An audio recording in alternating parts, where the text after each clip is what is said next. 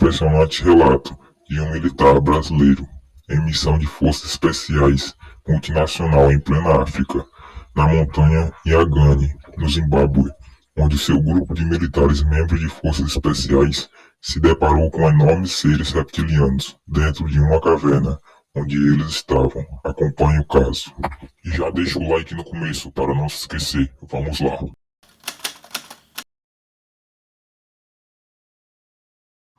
Por volta das 9h30, voamos durante 1h20 até o ponto de salto de paraquedas, uma área descampada em uma das depressões que existem nos arredores do Monte Nyagani. Saltamos por cima das nuvens, que estavam baixas, e pousamos na área próxima a um curso de água, com árvores aparentemente espaçosas entre si, vegetação rasteira, na linha do joelho, porém com alguns arbustos espinhosos. O sol quente nos fez, no primeiro momento, deixar nossos capacetes abertos para melhor ventilação. Usamos o uniforme que o apelidamos de uniforme especial e armamento de praxe, basicamente o mesmo que usamos na Amazônia, orientados por um bracelete OLED via satélite, com muita munição especial específica para o tipo de missão. Após recolhermos e escondermos os paraquedas, caminhamos por cerca de 4 horas, até já estarmos a salvo dentro da montanha. Paramos e montamos um perímetro defensivo com um raio de 40 metros, pouco mais necessário. Durante esta parada, o major e um tenente nos passaram os parâmetros da missão, que se resumia a um provável e iminente confronto com um ou mais criaturas reptilianas, sendo que a missão era capturá-la viva ou morta. Caso não fosse possível capturá-lo com vida, deveríamos evitar as baixas entre nossas tropas e sinalizar o local com dispositivos infravermelhos para implodir o local.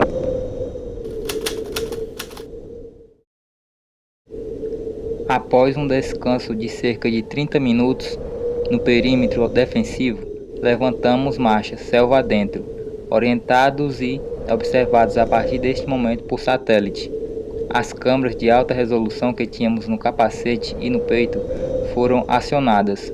Nosso sistema de proteção do uniforme também foi ligado, e depois de mais de 1 hora, vegetação densa adentro do Monte Nyagani, percebemos um pequeno grupo de homens armados. Eram guerrilheiros, mas a fisionomia assustada e os movimentos demonstravam total desorientação.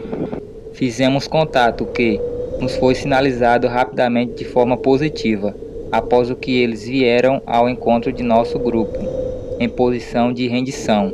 Apesar de nossos uniformes e armamentos serem diferentes das forças militares convencionais, estávamos sem o capacete devido ao calor que ajudou em nossos contatos. Foram interrogados por um intérprete que nos revelou sobre um confronto que os guerrilheiros tiveram algumas horas antes, com criaturas enormes e com aparência monstruosa. O pavor era visível em todos. Vendo seu grupo morrer, eles fugiram por não conseguirem deter tais seres. Nos disseram também que o grupo deles era originalmente de cerca de 120 homens, mas muitos morreram e outros eles não souberam dizer o que aconteceu, porque optaram por fugir em diferentes direções. Pessoal, essa imagem agora que vocês vão ver é a imagem do Monte Nyagani, é a montanha mais alta do Zimbábue, com cerca de 2.592 metros, 8.504 pés, e do local do salto até o confronto foi cerca de 7,5 km, ou seja, eles tiveram que andar bastante. Mas voltando ao ocorrido, vamos lá. Nos disseram que, quando seguiam naquela região, foram violenta e brutalmente atacados. Houve um intenso tiroteio. Tiveram várias baixas entre mortos e feridos, o que os fez fugir do local. Os guerrilheiros estavam cansados, com medo e com sede, apesar de haver um pequeno curso de água próximo, mas eles estavam com medo de buscar água. Nos disseram, pois, que uma das criaturas saiu da margem do córrego e os atacou, enquanto o outro veio da mata, forçando-os a se dividirem. Ao terminar o depoimento, montamos um perímetro seguro para que 3 deles buscassem água, o que foi feito, e fornecemos barras de cereais para que eles se alimentassem. Os orientamos a seguirem rumo a noroeste pela trilha que fizemos. Devolvemos o armamento e os orientamos sobre segurança que deveriam observar até chegar em seu destino. A noite estava se aproximando e com ela o frio. O nosso uniforme regulava a temperatura. Logo nos colocamos em marcha. Creio que 1 hora depois já estávamos num dos sulcos laterais naturais da montanha, com vegetação baixa e árvores com copas de uns 3 ou 4 metros, mas não eram muito próximas uma das outras, e entre pedras, muito mato baixo, porém um pouco mais à frente as árvores se fechavam e suas copas cobriam os espaços embaixo. Subitamente avistamos uma vaca morta e completamente dissecada. Estava sem os olhos, língua, órgãos genitais e um corte na barriga de onde foram tirados todos os órgãos internos. Não havia presença de sangue no local, o que indicava que as criaturas estavam por perto, já que o que sobrou do corpo do animal ainda não estava rígido. Um pouco mais à frente, vimos uma abertura na transversal, no meio de 2 rochas, com certa vegetação ao redor. Entramos e após uns 5 metros, nos deparamos com um corte nas rochas, um formato triangular. Um corte perfeito, criando um pequeno túnel de aproximadamente uns 6 metros com paredes lisas similar a uma placa de mármore. Isso fortalecia o indício de que estávamos próximos de encontrar o que procurávamos. Andamos com muito cuidado.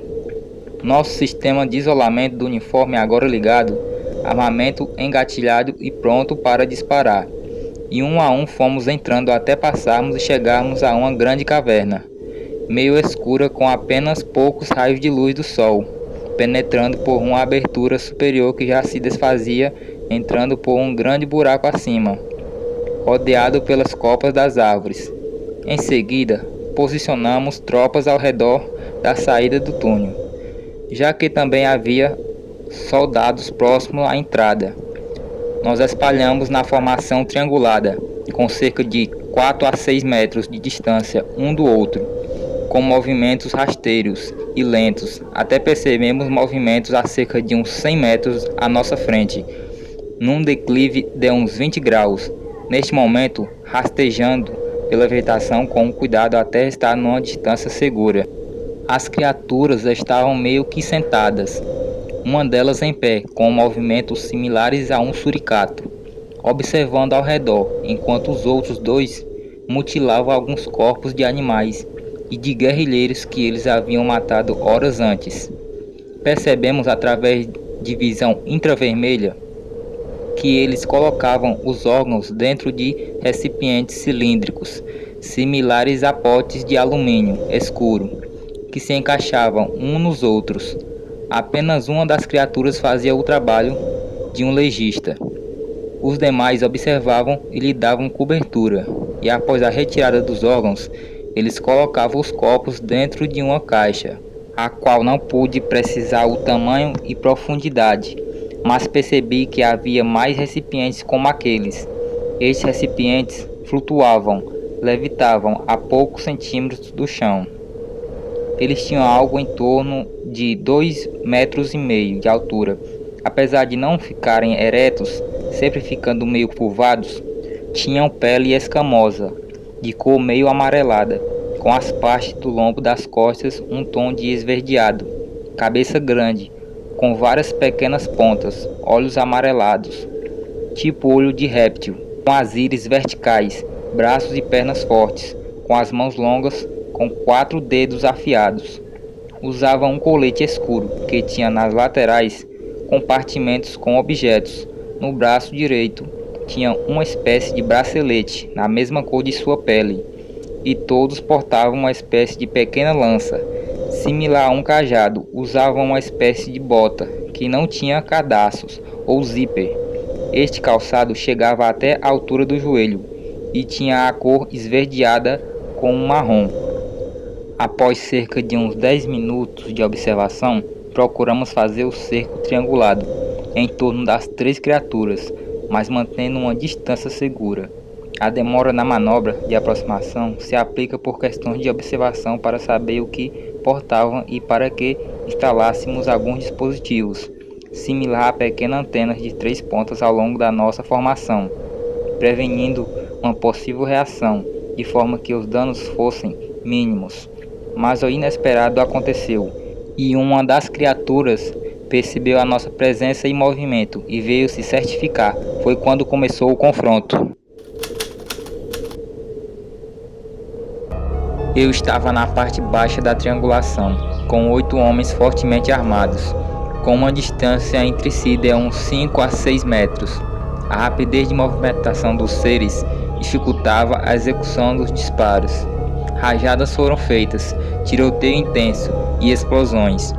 Por uns 20 minutos, eles revidaram, disparando uma arma que emitia um feixe de raios de luz azulada, similar a uma luz de neon, mas muito rápida, atingindo vários de nossos soldados operadores, sendo que alguns atingidos foram calcinados instantaneamente.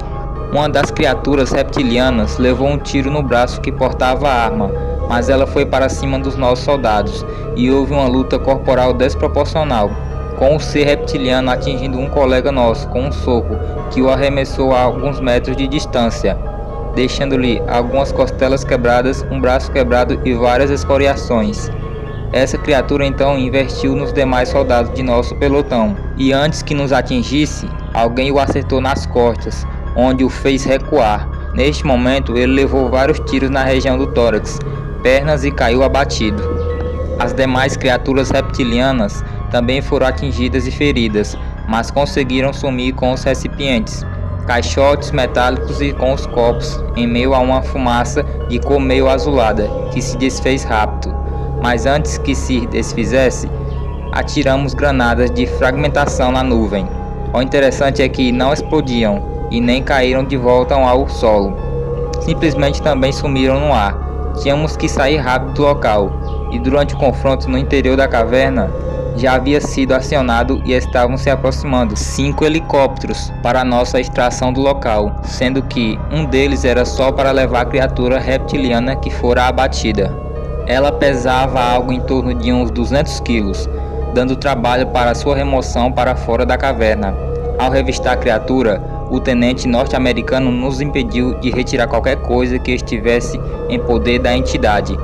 Pude ver e tocar em sua vestimenta, que parecia ser colocada em seu corpo, um colete duro e áspero.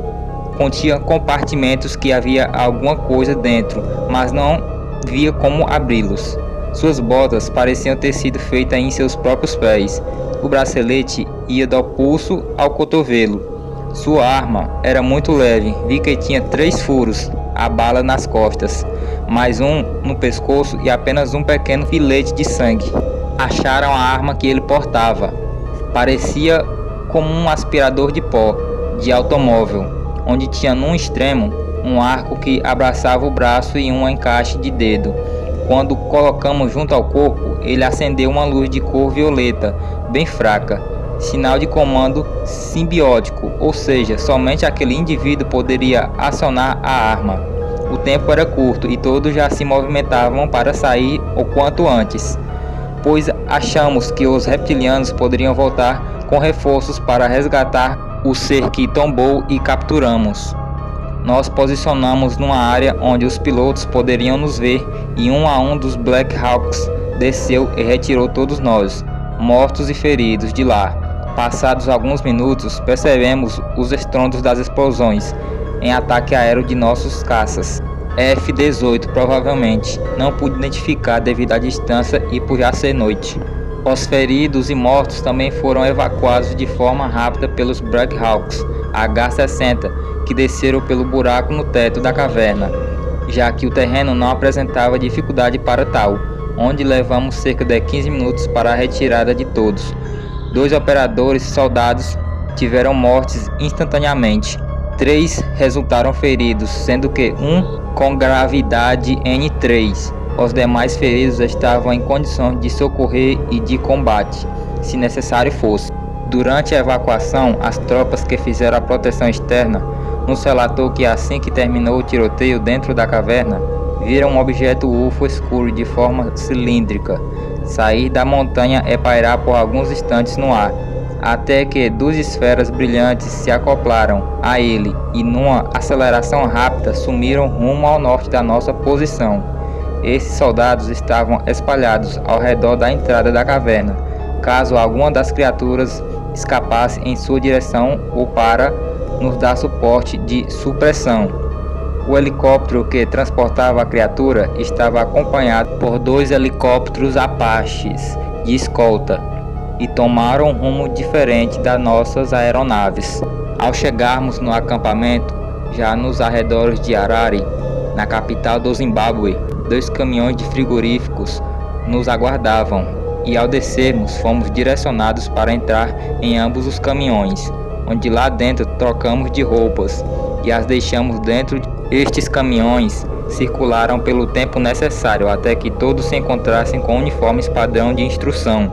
Neste momento, ao descermos já na base de Harare, creio que por volta de 2 da madrugada, entramos no avião de transporte Lockheed C-130 Hércules e fomos levados para Moçambique.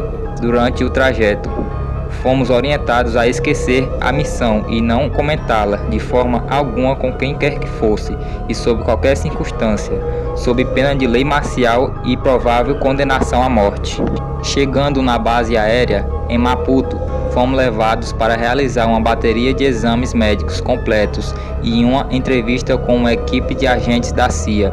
Mas neste momento já estávamos divididos, separados em pequenos grupos. Após termos sido liberados, não vi nem tive mais contato com o restante dos soldados operadores do grupo que participou da missão. Fui levado a uma pousada próxima ao aeroporto, onde fiquei por um dia e depois fui levado de volta ao Brasil.